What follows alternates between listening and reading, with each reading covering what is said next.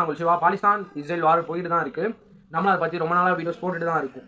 But இன்னைக்கு Canada, France, Germany, Norway, அந்த நாட்டில் இத்தாலி அப்படின்னா இந்த நாட்டில் சேர்ந்து மன உதவியாக இருக்கட்டும், உணவு உதவியாக இருக்கட்டும் பாகிஸ்தானுக்கு டொனேட் பண்ணியிருக்காங்க. ஸோ டொனேட் பண்ணுறாங்க. ஒரு போர் நின்றுச்சான்னு கேட்டிங்கன்னா போர் கண்டிப்பாக நிற்கவே இல்லை. இன்னும் போர் தொடர்ந்து நடந்துட்டு தான் இருக்குது. இன்றைக்கி மட்டுமே 34 பேர் இறந்துருக்காங்க காசா ஸ்ட்ரிப்பில். இன்ன வரைக்கும் அங்கே மக்கள் தங்குறதுக்கு இடம் இல்லை, சாப்பிட்றதுக்கு சாப்பாடு இல்லை, குடிக்கிறதுக்கு தண்ணி எதுவுமே இல்லாமல் உயிரோடு இருந்துகிட்டு இருக்காங்க. பட் நம்ம அந்த இடத்துல இருந்தால் என்ன ஃபீல் பண்ணியிருக்கோன்னு தெரியல. பட் ரொம்பவே பிகாஸ் ரஷ்யா உக்ரைன் போராச்சும் அவங்களுக்கு ஓரளவு சமாளிக்க முடிஞ்சு. உலக நாடெல்லாம் உக்ரைன் சைடு நின்றுட்டு இருந்துச்சு. பட் இங்கே உலக நாடுமே ஆப்போசிட்டில் நிற்கிது. பட் அங்கே ஒரே ஒரு குட்டியோட நாடு, ஓகேங்களா, அதுவும் பர்டிகுலர் காசா ஸ்ட்ரிப்பும் மொத்த நாட்டு மக்களுமே சாவடிக்கிற நிலைமையில இருக்காங்க. அங்கே இருக்க மறுபடியும் சொல்கிறதுனா அமாஸ் மக்கள் அவங்க வந்து அமாசை காலி பண்ண அவங்க விரும்பலை.